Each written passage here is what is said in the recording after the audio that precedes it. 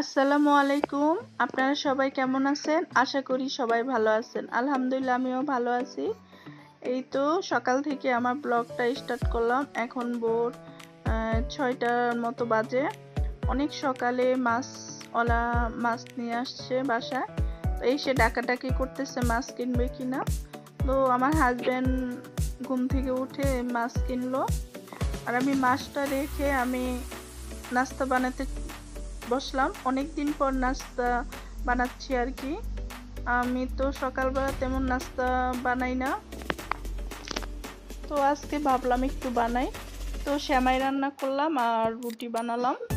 তো আমার হাজবেন্ডের আবার সেমাই দিয়ে রুটি তারপর মিষ্টি জাতীয় খাবার অনেক লাইক করে। তো আমার হাজবেন্ড খাচ্ছে আর আমি খাটটা ঘুরিয়েছি। আগে খাটের মাথাটা ছিল পশ্চিম সাইডে, এখন দক্ষিণ সাইডে মাথাটা নিছি খাটের। তো খাটটা ঘুরিয়েছি, এইভাবেই ভালো লাগতেছে খাটটা। আর হাজবেন্ড খেয়ে চলে যাবে, আবার মাছও করতে হবে, অনেক কাজ আছে। আর রমজানের আগে তো অনেক কাজ, সারাদিনই কাজ করতে হয়, কারণ রোজা রেখে অনেক কাজ করা যায় না আর কি, অনেক কষ্ট হয়ে যায়। এজন্য রোজার আগেই অনেক কাজ সেরে রাখতেছি। এই তো মাছগুলো আমি ভালো করে ধুয়ে নিছি আর ফ্রিজে রেখে দিছি কতটুকু। আর এই যে অল্প মাছ নিছি রান্না করতে। আজকে আমি জাটকা মাছের পানিখোলা করব। আর এই পানিখোলাটা অসম্ভব মজা।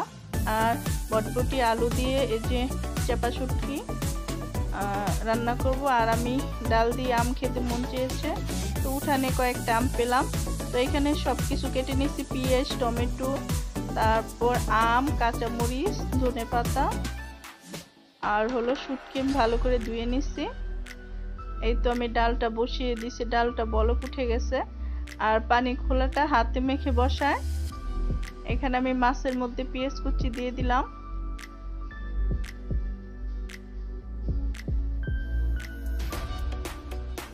কাঁচামরিচ কুচি। আর এইভাবে রান্না করে দেখবেন, অসম্ভব মজা হয়।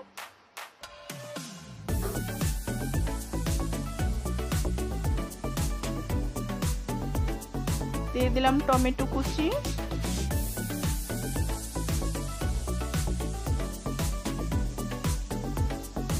ধনে পাকি হাফ টেবিল চামচ,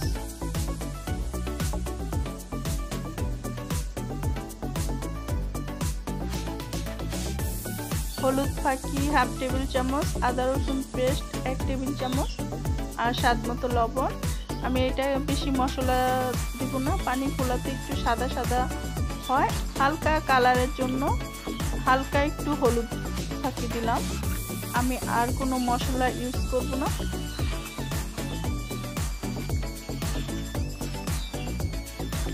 আমি ভালো করে মশলাটা মাছের সঙ্গে মেখে নিব। আমি কিন্তু এখনো তেল দিই নাই, আমি তেল দিব, একটু হাতে মেখে নিই।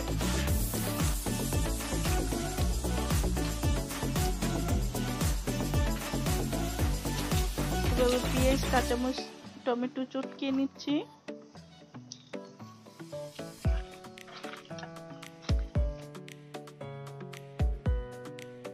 এই তো আমি তেল দিয়ে দিলাম, সাদা তেল।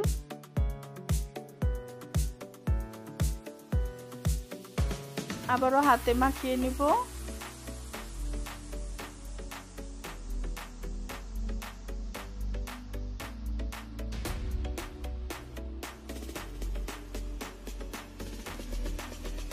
এখন দিয়ে দিব সামান্য পরিমাণ পানি। আবার হাত দিয়ে ভালো করে একটু নেড়ে দিব। এখন বাস হয়ে গেছে। এখন হওয়ার আগে কিছু ধনেপাতা কুচি দিলেই হবে। তো এই তো আমি চুলাতে বসিয়ে দিলাম। আর এইদিকে আমার ডালটা আমি ডাল ঘুটনি দিয়ে ঘুটে দিছি। আমি আমগুলো দিয়ে দিলাম আর একটা টমেটো কুচিও দিলাম।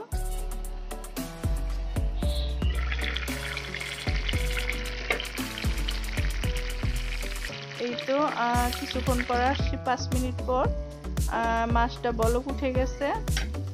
আর এই তো আমি 15 মিনিট পর আবার আসলাম। তো তরকারিটা প্রায় হয়ে গেছে, আমি এখন ধনেপাতা কুচি দিয়ে দিব।